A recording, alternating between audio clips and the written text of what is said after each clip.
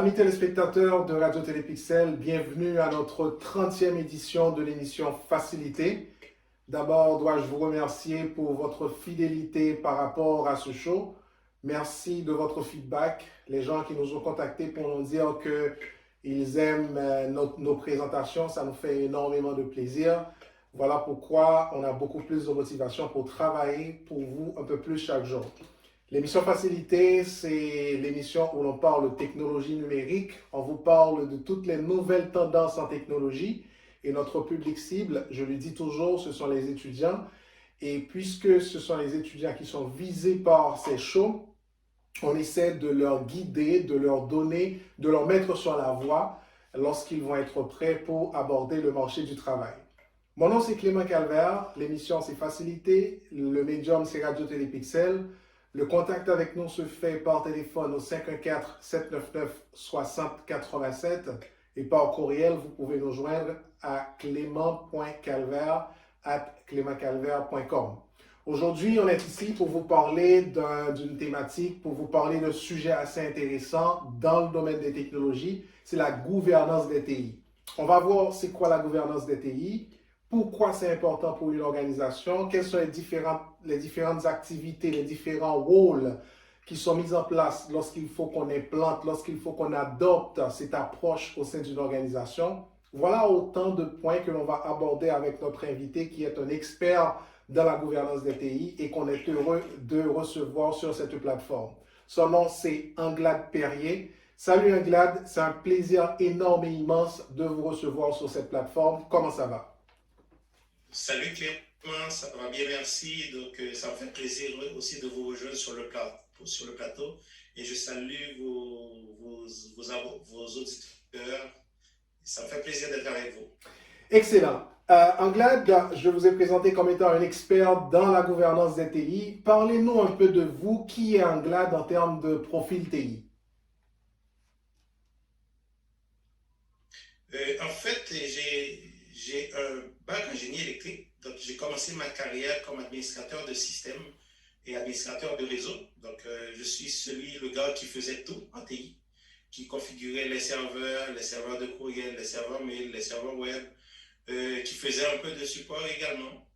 Et à un moment donné dans ma carrière, je me suis dit, il faut que j'évolue un peu. Okay? Donc, puisque ça bouge tellement, en plus, j'avais constaté une autre réalité.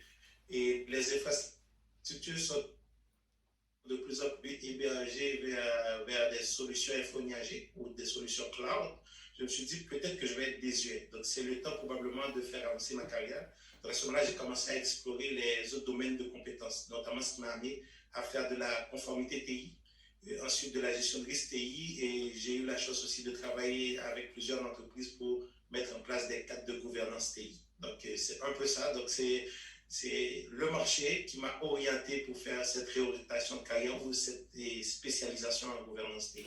Excellent. Donc, on va mettre la main à la pâte pour vous poser la première question qui va nous mettre dans notre sujet. Comment est-ce que vous pouvez définir pour nous la gouvernance TI? Des gens qui nous écoutent, qui entendent parler de gouvernance TI, ça leur dit absolument rien. Comment est-ce que vous pouvez leur expliquer en quoi consiste exactement la gouvernance des TI? J'ai bien peur de vous décevoir, Clément, mais il n'y a pas une définition. Il y a autant d'expérience, autant d'expérience professionnelle, autant de vécu, c'est autant de définitions. Autant d'organisations, c'est autant de définitions. Mais la meilleure façon de présenter la gouvernance TI, c'est comprendre l'importance des TI au sein des organisations. Dans le temps, du temps où je faisais, par exemple, et j'étais admin système, on voyait les TI comme juste une fonction de support.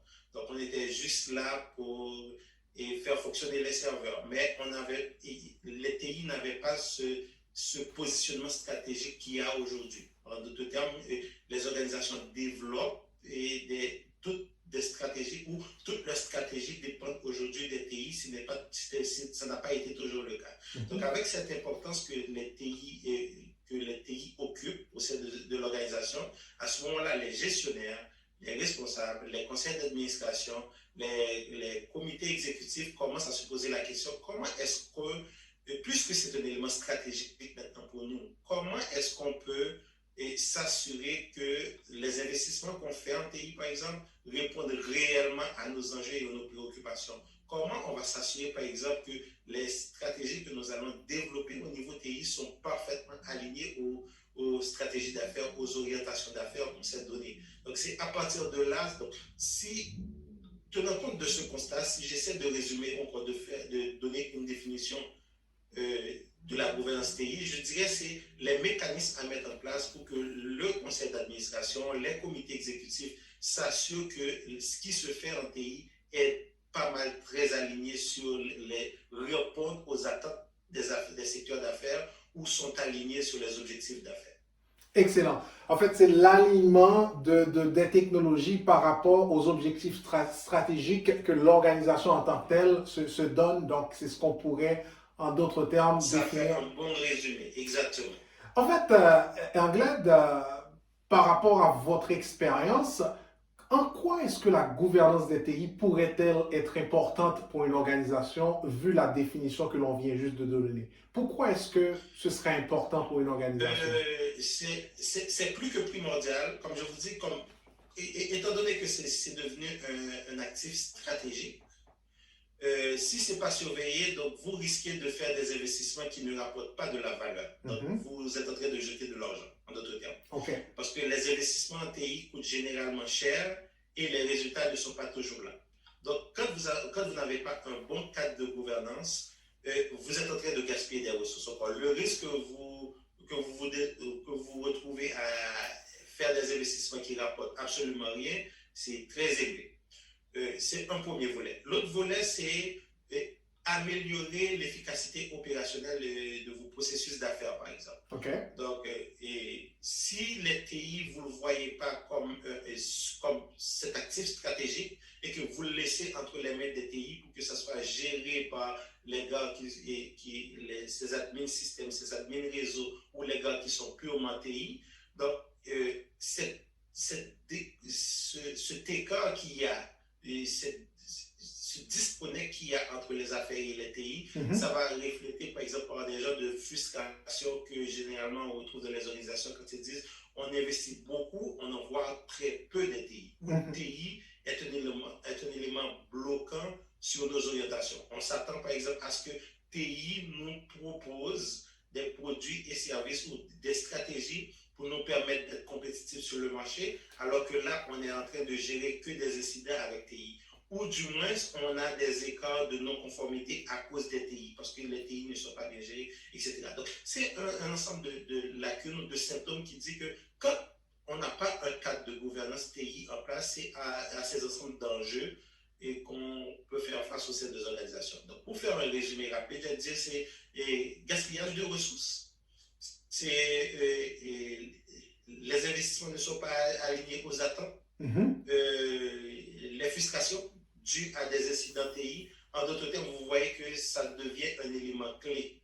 Okay? Et aujourd'hui, on en parle de plus en plus de transformation numérique. Donc, comment utiliser les TI pour aller explorer de nouveaux marchés, pour atteindre de nouveaux marchés, pour développer de nouveaux produits. Donc, s'il n'y a pas cette vision, ce cadre de gouvernance-là, les organisations ne peuvent pas faire cette transformation numérique d'autant plus aujourd'hui. Excellent. Vous ne pouvez pas être plus clair que ça. Fait que la gouvernance des TI, ça apporte de la valeur ajoutée pour l'entreprise.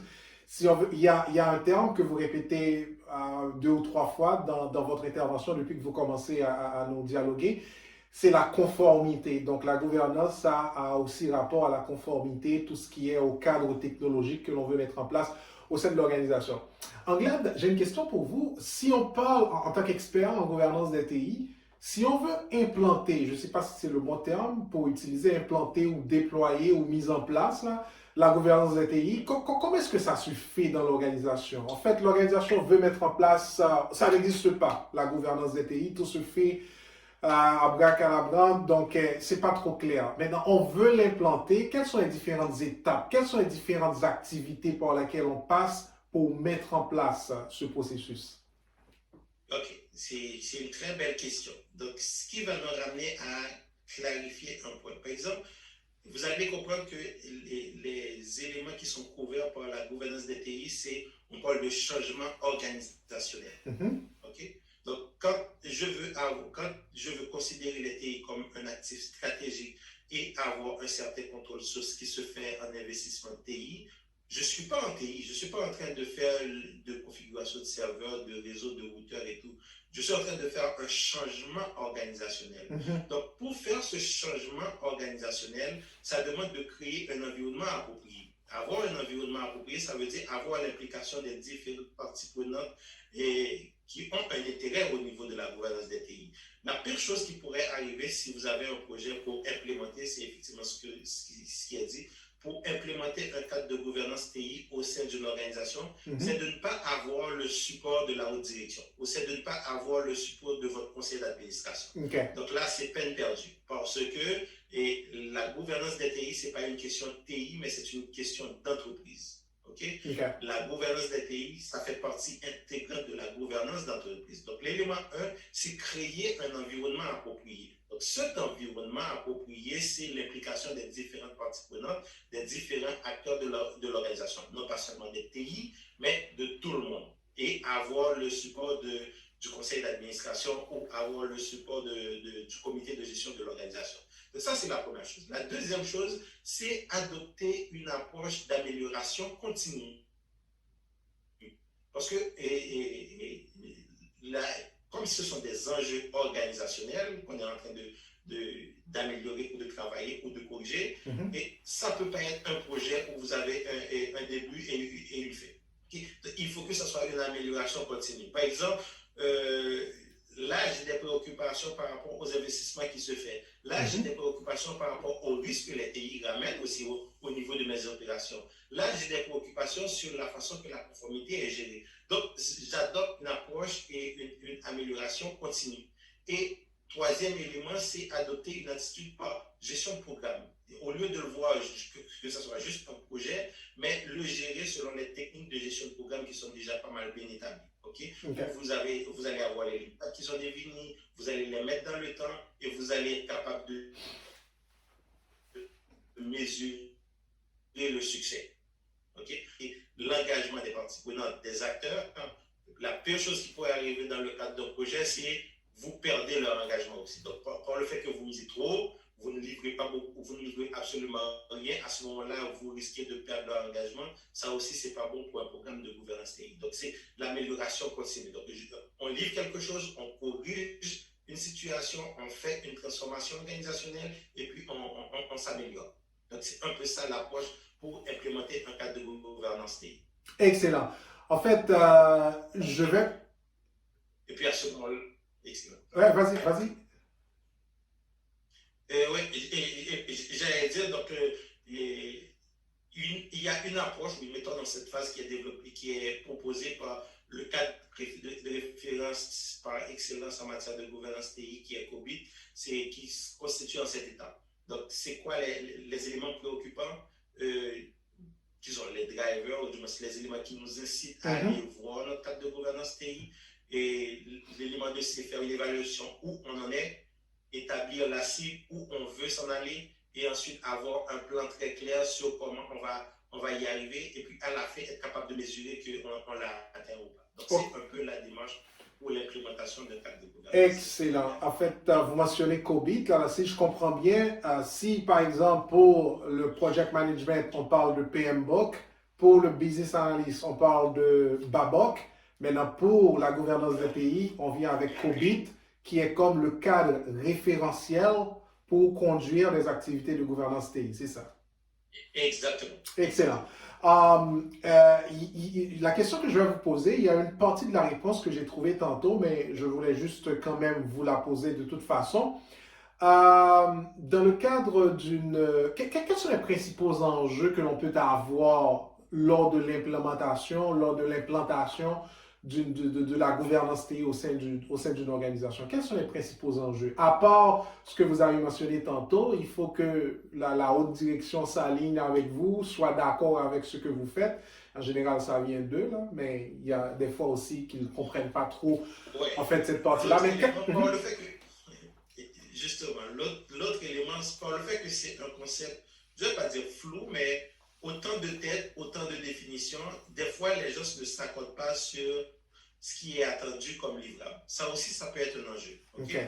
Donc, c'est bien beau de présenter. C'est pour cela qu'il est proposé de monter un dossier d'affaires clair pour être sûr de qu'est-ce qu'on veut livrer. Okay? Donc, si vous n'avez pas l'appui du conseil d'administration, du comité de gestion de votre organisation, c'est un élément bloquant. Maintenant, si vous avez l'appui et que les gens qui mènent ce programme de gouvernance, qui ont été délégués pour implémenter ce cadre de gouvernance, s'ils n'ont pas les compétences qu'il faut, ça va être un défi énorme aussi. Okay? Et pour pouvoir livrer quelque chose qui a de l'allure, qui ramène de la valeur. Et ensuite, comme je dis, c'est que les acteurs s'alignent sur comment on va mesurer cette valeur, comment on va mesurer ce livrable. C'est bien beau de dire que, OK, on a livré, mais comment à la fin on va s'assurer que ce livrable-là répond à nos attentes et que ça ramène de la valeur. Donc, c'est en fait les trois éléments qui, normalement, devraient, ou de moins, devraient être considérés si vous voulez ne pas tomber dans le piège d'un projet TI de plus qui ne livre absolument aucun bénéfice. Tout à fait. En fait, ça me fait sourire parce qu'en général, on s'embarque à tête baissée dans les projets. En général, si ça ne livre pas de la valeur, c'est comme... je connais pas mal de projets qui ont connu des finalités comme de ce genre. Dans le cadre d'une organisation, en fait, plutôt au sein d'une organisation, qui est responsable de conduire ou de contrôler le processus de l'implantation de la gouvernance TI?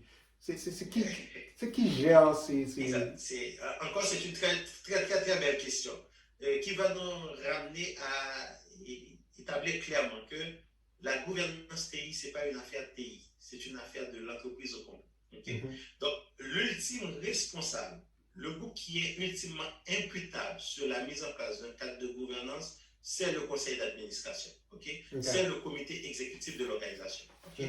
Maintenant, ils peuvent s'entourer, ils peuvent déléguer ce travail à un groupe de spécialistes qui va les accompagner, qui va les proposer des solutions. Okay? Mais ils sont ultimement responsables de l'implémentation du cadre de gouvernance. Et de fait, quand ce n'est pas là, par exemple, si c'est une organisation qui évolue dans un secteur d'activité qui est très régulé, quand le régulateur vient, il ne va pas se tourner vers les TI, mais il va se tourner vers les dirigeants de cette organisation pour dire que vous n'allez pas faire votre travail, par exemple.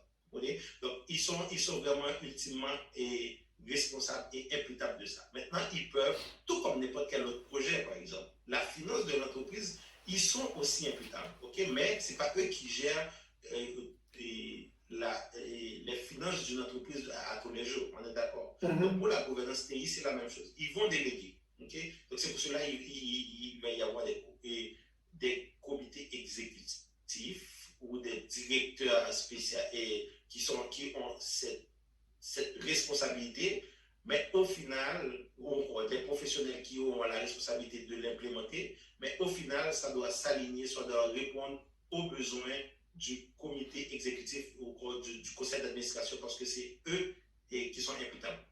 OK.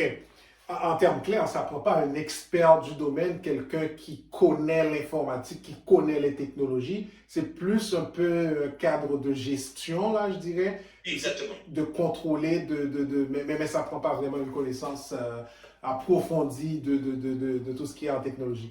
Anglade, sur un point plutôt personnel, pourquoi vous êtes-vous intéressé à la gouvernance des TI comme domaine?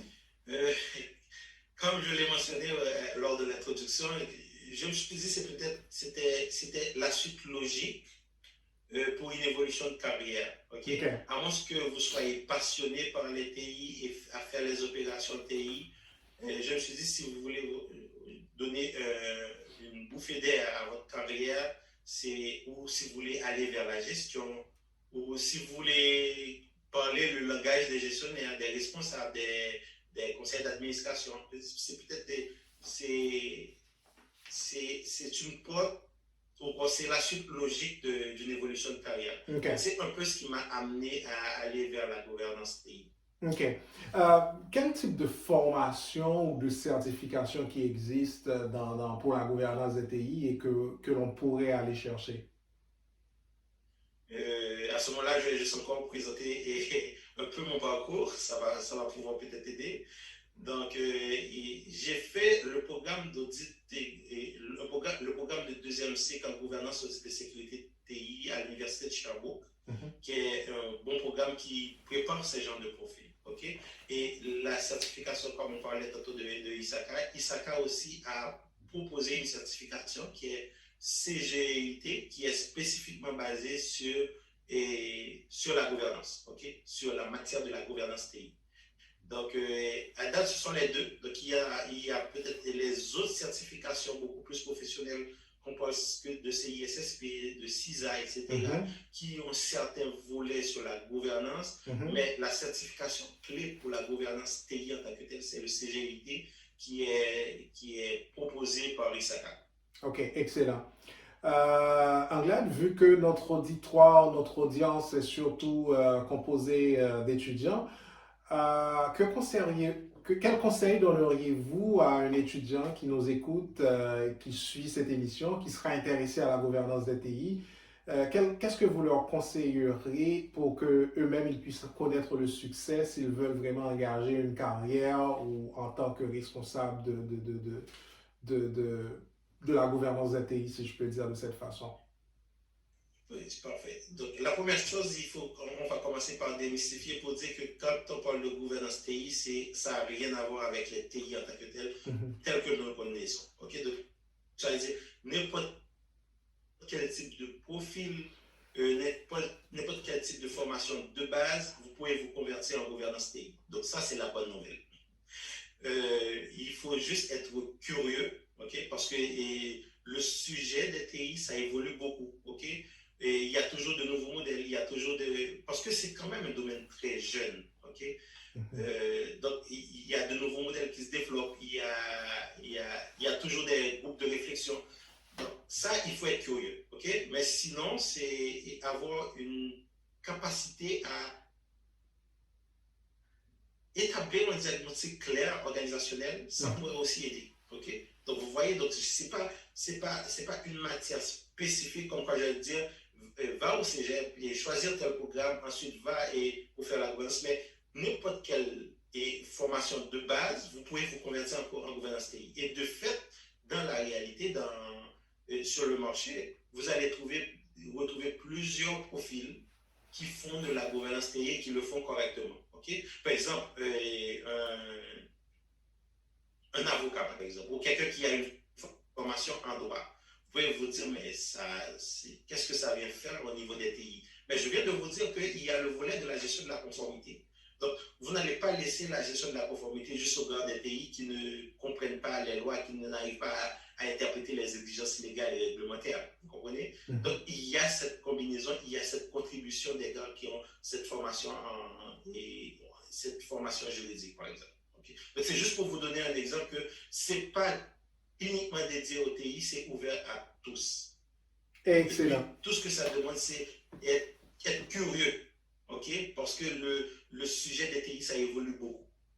Excellent. Et comme je pourrais même ajouter votre exemple en tant que tel, là, pour dire que c'est pas vraiment, c'est pas à 100% de l'informatique, là, des technologies quand on parle de gouvernance TI. Je peux vous prendre un exemple qui a commencé vos études en génie électronique, c'était ça, vous m'aviez dit au début? Oui. Et puis voilà que vous vous retrouvez maintenant en gouvernance des TI, puisque c'est plus, ça a beaucoup plus rapport à un cadre organisationnel de gestion, de changement organisationnel ou d'alignement organisationnel, si on peut dire de cette façon. Exactement. C'est plus lié à des enjeux organisationnels que des enjeux TI à proprement parler. Exact. Anglade, c'était un plaisir pour moi de vous recevoir sur la plateforme TI. Merci de votre présence. Ça fait plaisir, Clément. Merci de m'avoir reçu sur votre plateau. Mesdames et messieurs, ça a été notre 30e livraison de l'émission Facilité. Dans cette édition, on a parlé de gouvernance TI. Vous qui n'aviez absolument aucune idée de ce que c'est la gouvernance TI, Anglade a été on ne peut plus clair pour dire que la gouvernance TI, c'est l'alignement stratégique de l'organisation par rapport aux technologies. C'est un cadre organisationnel où vraiment on essaie de bien situer l'organisation pour apporter de la valeur par rapport aux services que l'organisation va offrir en se basant justement sur les technologies qui existent. Avec lui, on a vu aussi quelles sont les principales activités que l'on a lorsque l'on veut implanter en fait ce concept, si vous voulez, au sein d'une organisation, les rôles, les responsabilités, la personne qui est responsable de contrôler, de diriger le processus, comment ça se fait et comment est-ce que c'est un processus où toute l'organisation, en commençant par la tête dirigeante et puis toutes les entités de l'organisation, se constituent en partie prenante pour permettre à ce que ce processus-là puisse être une réussite lorsqu'on veut vraiment implanter la gouvernance des TI au sein d'une organisation. Merci de votre écoute. Ça a été un plaisir pour moi de vous servir. Mon nom, c'est Clément Calvert. L'émission, c'est Facilité. Contact avec nous 514-799-6087 par email clément.calvert@clémentcalvert.com. Je vous souhaite de passer une excellente fin de semaine. Le rendez-vous est pris à la 8e.